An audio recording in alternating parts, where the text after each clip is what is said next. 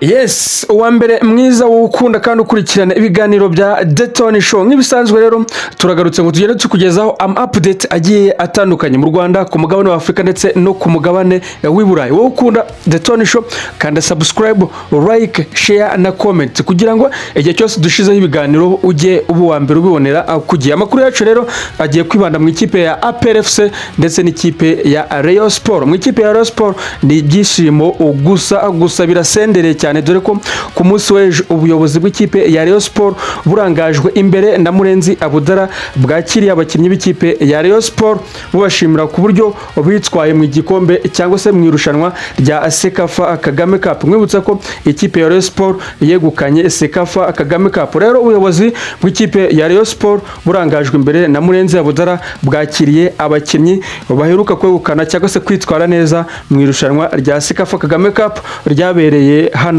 mu Rwanda. Ni ibirori byabereye muri Maven Peak Hotel mu mujyi wa Kigali. Muri ibi birori ubuyobozi bw'ikipe ya Rayon Sport bwashimiye abakinnyi uko bitwaye, bubabwira ko bagomba gukomeza imyitozo, dore ko ku munsi wo ku cyumweru ubuyobozi cyangwa se ikipe ya Rayon Sport igomba gukina umukino wa gishuti n'ikipe imwe yo hanze, barakeka ko ari Arimelek cyangwa se Matare yo mu gihugu cya Kenya yageze hano mu Rwanda.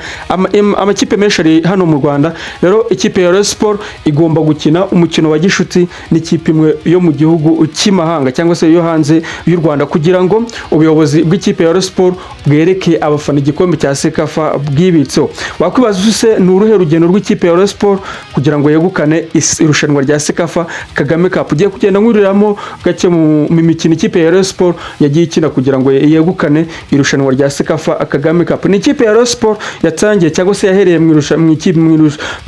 mu itsinda rya C, aho yari kumwe n'ikipe ya Al Hilal, Tusker ndetse n'ikipe ya KFZ.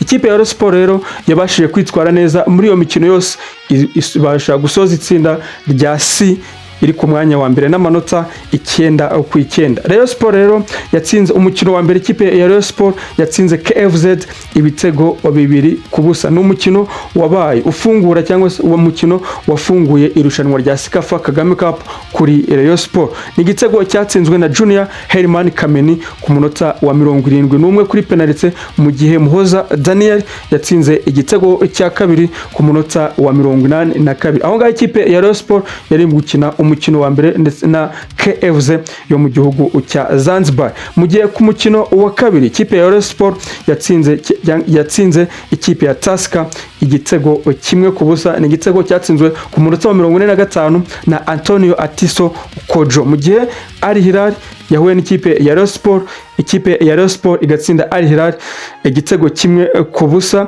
igitego cyatsinzwe na Antonio Atiso Okojo. Iyo ni imwe mu mikino y'amatsinda ya Sekafa Kagame Cup ku ikipe ya Rayon Sport, aho ikipe ya Rayon Sport yabashije kuva mu itsinda rya C iyoboye n'amanota 9/9. Ikipe ya Rayon Sport yerekeje muri kimwe cya kabiri kirangiza. Ikipe ya Rayon Sport yacakiranye n'ikipe ya Jamusi, birangira ikipe ya Rayon Sport itsinze ikipe ya Jamusi yo mu gihugu cya Sudan y'Amajyepfo ibitego 3-1 n'umukino wa kimwe cya kabiri ikirangiza. Igitego cya mbere cyatsinzwe na Mudiri Akbar ku munota wa 17, mu gihe ku munota wa 59 Ibrahim Jingare yatsinze igitego cya kabiri ku ikipe ya Rayon Sport, mu gihe ku munota wa 88 umusore Tambwe Gruwari Ngongo yafashije ikipe ya Rayon Sport gukatisha itike yerekeza ku mukino wa nyuma atsinda igitego cya gatatu.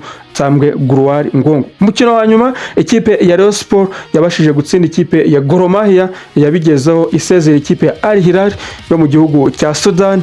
Ikipe ya Rayon Sport rero itsinda ikipe ya Gor Mahia ibitego 2-1. N'umukino wari ukomeye cyane ku bakinnyi b'ikipe ya Rayon Sport, dore ko bongeyeho iminota 30 ya extra time, birangira ikipe ya Rayon Sport itsinze ibitego 2-1. Nkuko byagenze mu mukino wa mbere, ikipe ya Rayon Sport itsinda KFZ, abatsinze kuri KFZ nibo bongeye bagaruka batsinda ikipe ya Rayon Sport ku mukino wa nyuma, Junior Herman Kameni ndetse na Muhoza Daniel ku munota munota w'107. Ikipe ya Rayon Sport rero yitwara neza ku mukino wa nyuma wa finale yegukana Sekafa Kagame Cup. Urwo ni urugendo rw'ikipe ya Rayon Sport guturuka mu matsinda kugera ku mukino wa nyuma wa Sekafa Kagame Cup. Rayon Sport rero yaherukaga kwegukana igikombe cya Sekafa Kagame Cup mu mwaka w'1998. Urumva ko ni imyaka 28 yari ishize ikipe ya Rayon Sport itabasha kwegukana igikombe cya Sekafa Kagame Cup mu buryo bwiza. Ikipe ya Rayon Sport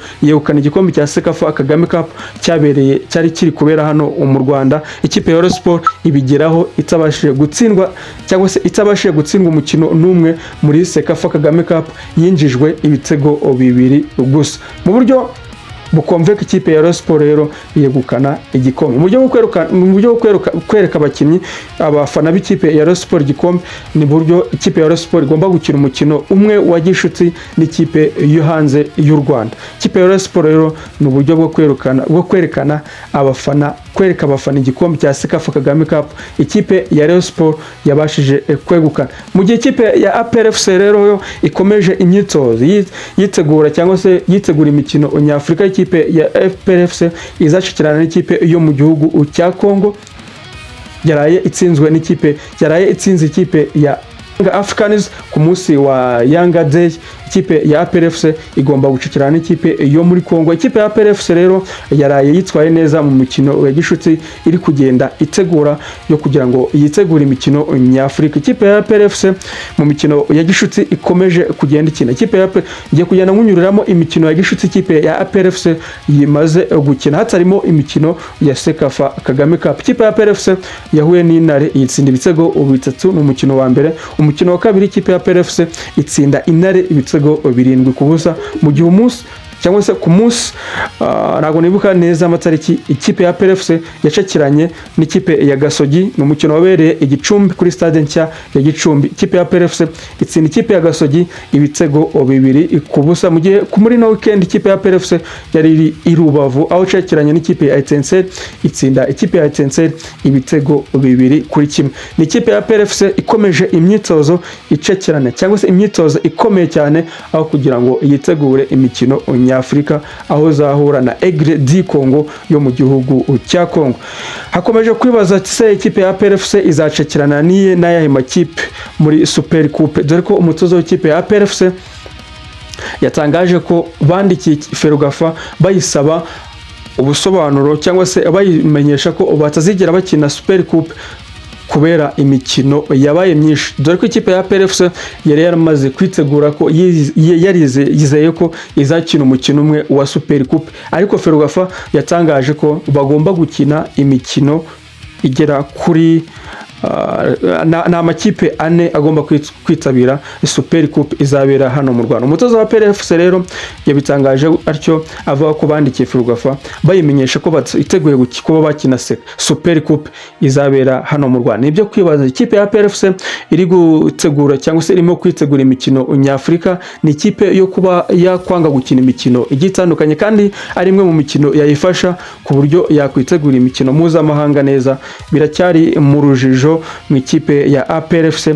Indi mikino rero yabaye muri no weekend, ikipe ya Gorilla yatsinze ikipe ya Police FC ibitego 2 ku busa. Mu gihe ikipe ya Gasogi yanganyije n'ikipe ya Azam ubusa ku busa. Mu gihe ikipe ya Musanze yo yatsinze ikipe ya Marine ibitego 3-1. Iyo ni imwe mu mikino ya gishuti yagiye iba muri no weekend n'ikipe ya APR FC aho yatsinze ikipe ya Etincelle FC ibitego 2-1. Ndagushimiye aho kurikirana ibiganiro bya The Tony Show. Nibisanzwe kandi subscribe, like, share na comment kugira ngo igihe cyose dushizeho ibiganiro ujye ubu wa mbere ubibonera ku gihe. Nge ndi M Enoch kuri The Tony Show.